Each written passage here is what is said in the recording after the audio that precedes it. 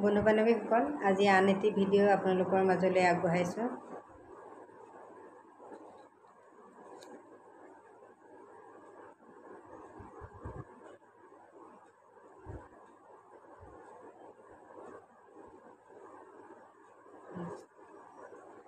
বন্ধু বান্ধৱীসকল, আজি আন এটি ভিডিঅ' আপোনালোকৰ মাজলৈ আগবঢ়াইছোঁ। ভিডিঅ'টি হৈছে পঞ্চপাণ্ডৱ যেতিয়া স্বৰ্গযাত্ৰা কৰিছিল, স্বৰ্গযাত্ৰাৰ কালত তেওঁলোকৰ কি কি বিপদ হৈছিল আৰু কোন কেনেকৈ পৰি গৈছিল, কি কি অহংকাৰৰ বাবে তেওঁলোকেতো সমস্তখিনি আৰম্ভণিৰ পৰা যেতিয়া মই মাজতে দিছিলোঁ কেদাৰনাথ মন্দিৰ কেনেধৰণে স্থাপন হৈছিল, কেতিয়া স্থাপন হৈছিল আৰু কোন পৰ্বতৰ ওপৰত স্থাপন হৈছিল সেইটো দিছিলোঁ ভিডিঅ'টো। মই পঞ্চপাণ্ডৱসকল যেতিয়া স্বৰ্গযাত্ৰা কৰিবলৈ গৈছিল, তেওঁলোকে প্ৰথমৰ পৰা শিৱক জপ কৰি যোৱাৰ কাৰণে কৈলাশ পৰ্বত পাই তেওঁলোকে বাট বিচাৰি নাপাইছিল। যদিও ভগৱান শিৱই তেওঁলোকৰ সন্মুখত প্ৰকট হৈ তেওঁলোকৰ শৰীৰত থকা যিমান শক্তি সকলোখিনি দাহ কৰি তেওঁলোকৰ যিখিনি শক্তি আছে গাণ্ডীৱ, এই সকলোখিনি দাহ কৰি পেলাই তেওঁলোকক স্বৰ্গলৈ যোৱাৰ পথ মুকলি কৰি দিবলৈ দিছিলে। তাকে তেওঁলোকে সেই জেগাতেই সকলো গাণ্ডীৱ মনৰ যিবিলাক লোভ মোহ আছিলে সকলো ত্যাগ কৰি অগ্নিত হোমাগ্নি কৰি ত্যাগ কৰাৰ পিছত তেওঁলোক পুনৰ আকৌ যাত্ৰা আৰম্ভ কৰিছিল। এতিয়া যাত্ৰা আৰম্ভ কৰিছিল আৰু দ্ৰৌপদীৰতো কোনো তেনেধৰণৰ অস্ত্ৰ শস্ত্ৰ নাছিল। গতিকে দ্ৰৌপদীয়েও অগ্নিক সাক্ষী কৰি ভিতৰত অন্তৰ্নিহিত শক্তি প্ৰেম সকলো ত্যাগ কৰিলে। তেনেদৰেই তেওঁলোকে কেদাৰনাথ নাম দি দাহ কৰা জেগাতে কেদাৰনাথ নাম দি এক মন্দিৰ স্থাপন কৰি তেওঁলোক পুনৰ যাত্ৰা আৰম্ভ কৰিলে। তেনেদৰে তেওঁলোকে পাঁচোজনে দুৰো ৰাস্তা বগাই গৈ থাকিল। কিছু দূৰ গৈ তেওঁলোকে আকৌ পথ বিচাৰি নোপোৱা হ'ল। তেতিয়া দ্ৰৌপদীয়ে অহংকাৰ কৰি ক'লে, ৰ'বা, মই আগত গৈ তোমালোকক ৰাস্তা দেখাই দিওঁ।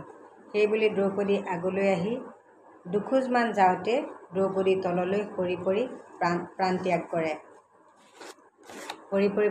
কৰে। তাৰপিছত কিছু দূৰ গৈ সহদেৱ তললৈ সৰি পৰে। সহদেৱ তললৈ সৰি পৰাত নকুলে সহদেৱক ঘূৰাই আনিবলৈ ককায়েকহঁতক বৰকৈ অনুনয় বিনয় কৰিলে। কিন্তু সেই কাম কোনোমতেই সম্ভৱ নোহোৱা দেখি ককায়েকহঁতে নিমাত হৈ আছিল। নকুলৰ খং আৰু দুগুণে বাঢ়ি গৈছিল আৰু মাহীমাকৰ সন্তান হোৱাৰ বাবে তেওঁলোকে সহদেৱক উদ্ধাৰ নকৰে আদি নানান কথাৰে যুধিষ্ঠিৰক ধৰি বাকী কেইজনকো তিৰস্কাৰ কৰিলে। সেই মোহৰ বাবে কিছু দূৰ গৈ নকুলো সৰি পৰে। মানে সহদেৱৰ কাৰণে ইমান মোহ ৰাখিছে, ভাই ককাই মোহ, তেওঁলোকেতো লোভ মোহ ত্যাগ কৰিছিল।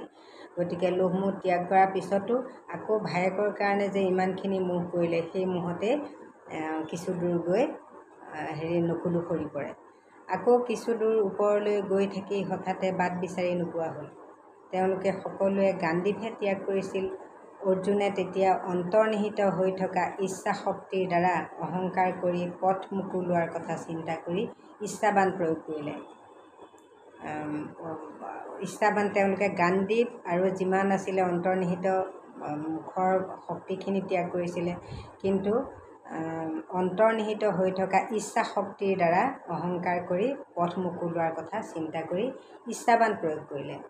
তেনেদৰে কিছু দূৰ গৈ অৰ্জুনো তললৈ সৰি পৰিল। তেওঁ যে অহংকাৰ কৰি ইচ্ছাবান ত্যাগ নকৰিছিলে, তেওঁতো সকলো ত্যাগ কৰিবলৈ দিছিল, কিন্তু অৰ্জুনে সেই ত্যাগ নকৰিলে। ত্যাগ নকৰাৰ কাৰণে অৰ্জুনো তললৈ সৰি পৰিল। তেনেধৰণে এজন এজনকৈ প্ৰতিজন সৰি পৰাৰ পিছত এতিয়া এইবাৰ ভীম আৰু যুধিষ্ঠিৰ বাকী থাকিল। তেনেদৰে আৰু কিছু দূৰ আগবঢ়াৰ পিছত পুনৰ তেওঁলোকে পথ বিচাৰি নোপোৱা হ'ল। তেতিয়া ভীমে গৰ্বেৰে নিজকে পৱন পুত্ৰ বুলি গাৰ বলেৰে গোটেই পৰ্বত ভাঙি চুৰমাৰ কৰিবলৈ বুলি পৰ্বতৰ বুকুত জোৰেৰে ভুকু মাৰি দিয়াৰ লগে লগেই গোটেই পৰ্বতৰ পৰা লাভা ওলাই দ গাঁতলৈ পৰিণত হৈ ভীম আৰু তেওঁলোকৰ লগত যোৱা কুকুৰটোও গাঁতত সোমাই গ'ল। তেতিয়া ভীমে যুধিষ্ঠিৰক গাঁতৰ পৰা তুলিবলৈ বহুত অনুনয় বিনয় কৰিলে। যুধিষ্ঠিৰে কিন্তু কুকুৰটোকহে ওপৰলৈ তুলিলে। ভীম লাহে লাহে লাভাৰ তলত লুপ্ত হৈ গ'ল। এনেদৰে ঘাত প্ৰতিঘাত কৰি যুধিষ্ঠিৰে কিন্তু নুতুলিলে কিয়? কাৰণ যুধিষ্ঠিৰ হৈছে ধাৰ্মিক। তেওঁ পৰ্বতৰ বুকুত যেতিয়া ভুকু মাৰি দিলে ভীমে, গতিকে ভীম সেই অহংকাৰ দেখি যুধিষ্ঠিৰে ভীমক তোলাৰ কথা চিন্তা নকৰিলে। তেওঁ কি হ'ল, ভীম লাভাৰ মাজত ডুব গ'ল। অৱশেষত যুধিষ্ঠিৰ আৰু কুকুৰটো গৈ ধৰ্মৰাজৰ ওচৰ পালেগৈ। তেতিয়া ধৰ্মৰাজে যুধিষ্ঠিৰক স্বৰ্গৰাজ্যলৈ আমন্ত্ৰণ জনালে। কিন্তু লগত কুকুৰটো স্বৰ্গৰাজ্যত প্ৰৱেশ কৰি অপবিত্ৰ কৰিব নোৱাৰিব বুলি কোৱাত যুধিষ্ঠিৰে কুকুৰটোক আৰম্ভণিৰে পৰা যুধিষ্ঠিৰক বাট দেখুৱাই লগতে অহা বুলি ক'লে আৰু কোনোপধ্যেই কুকুৰটোক এৰি স্বৰ্গৰাজ্যলৈ যাবলৈ মান্তি নহৈ উভতি যাবলৈ বিচাৰিলে। তেতিয়া কুকুৰটোৱে তৎক্ষণাৎ নিজৰ ৰূপ লৈ যমৰাজ হৈ উপস্থিত হ'ল। যমৰাজে যুধিষ্ঠিৰক লৈ আগবাঢ়োঁতেই যুধিষ্ঠিৰে প্ৰথম দুৰ্যোধন আৰু বাকীসকলক দেখা পাইছিল। এতিয়া কোনে কি দোষৰ বাবে নৰক যান্ত্ৰণা ভুগিছিল। এতিয়া ধৰ্মৰাজ যুধিষ্ঠিৰক লৈ আগবঢ়াত প্ৰথমতে যেতিয়া দুৰ্যোধন আৰু মহাভাৰতৰ যুদ্ধত মৃত্যু হোৱা দুৰ্যোধনকে ধৰি বাকীসকলক দেখা পাইছিল যুধিষ্ঠিৰে, তেতিয়া তেওঁৰ 4জন ভায়েক আৰু দ্ৰৌপদী ক'ত ধৰ্মৰাজক সুধিছিল। আৰু দুৰ্যোধনহঁত কিয় স্বৰ্গগামী হ'ল সেই কথা যমৰজাক সোধাত যমৰজাই কৈছিল যে তেওঁলোকে পূৰ্বৰ বাক্য খণ্ডনৰ বাবেই স্বৰ্গগামী হৈছিল। শ্ৰীকৃষ্ণই সেই কথা মহাভাৰতৰ যুদ্ধ আৰম্ভ হোৱাৰ সময়তে কৈছিল যে যিসকল লোক মহাভাৰতৰ যুদ্ধত মৃত্যু হ'ব তেওঁলোকৰ স্বৰ্গত বাস হ'ব। শ্ৰীকৃষ্ণই কৈছিল যে মহাভাৰতৰ যুদ্ধত যিসকল মৃত্যু হ'ব তেওঁলোক চব স্বৰ্গৰাজ্যত বাস হ'ব। যুধিষ্ঠিৰে ধৰ্মৰাজাক পুনৰ সুধিলে যে 4 ভাই আৰু ভাৰ্যা দ্ৰৌপদী ক'ত। ধৰ্মৰজাই ক'লে যে মোৰ লগে লগে আহা। ধৰ্মৰজাই যুধিষ্ঠিৰক নৰকলৈ লৈ গ'ল। যুধিষ্ঠিৰে নৰকত শদেহৰ গেলা-পচা গোন্ধ সহিব নোৱাৰি সুধিলে যে মোৰ ভাইহঁত আৰু দ্ৰৌপদী নৰকত কিয়। তেতিয়া যমৰজাই ক'লে যে তেওঁলোকৰ কৰ্মফল অনুসৰি নৰকত থাকিব লগা হ'ল। ধৰ্মৰাজে পিছত দ্ৰৌপদীক দেখুৱাই দিলে। দ্ৰৌপদীৰ নৰক যান্ত্ৰণা দেখি যমৰাজক সুধিলে দ্ৰৌপদীৰ কি দোষ আছিল। তেতিয়া ধৰ্মৰাজে ক'লে যে দ্ৰৌপদীয়ে ৰাজসুই যজ্ঞত অন্ধৰ পুত্ৰ অন্ধই হ'ব বুলি দুৰ্যোধনৰ লগতে অন্ধ এজন বয়োবৃদ্ধকো অপমান কৰিছিল। এতিয়া কি ক'লে, তেতিয়া ধৰ্মৰাজে ক'লে যে দ্ৰৌপদীয়ে ৰাজসুই যজ্ঞত অন্ধৰ পুত্ৰ অন্ধই হ'ব বুলি দুৰ্যোধনৰ লগতে অন্ধ এজন বয়োবৃদ্ধকো অপমান কৰিছিল। মানে তেওঁ দুৰ্যোধনৰ দেউতাকক অপমান কৰিছিল। গতিকে দ্ৰৌপদীয়ে তাৰ ফল পাইছে। ধৰ্মৰাজে পিছত অৰ্জুনক দেখুৱাই দিলে। অৰ্জুনক দেখুৱাই দি সুধিলে। অৰ্জুনৰ নৰক যান্ত্ৰণা দেখি যুধিষ্ঠিৰে ধৰ্মৰাজক সুধিলে অৰ্জুনৰ দোষ কি আছিল। অৰ্জুনে একলব্যৰ লগত ধনুবিদ্যাত পাৰ্গতালি দেখুৱাবৰ বাবে নিজে কুকুৰৰ মুখত শৰ নিক্ষেপ কৰি একলব্যক জগৰীয়া কৰিছিল।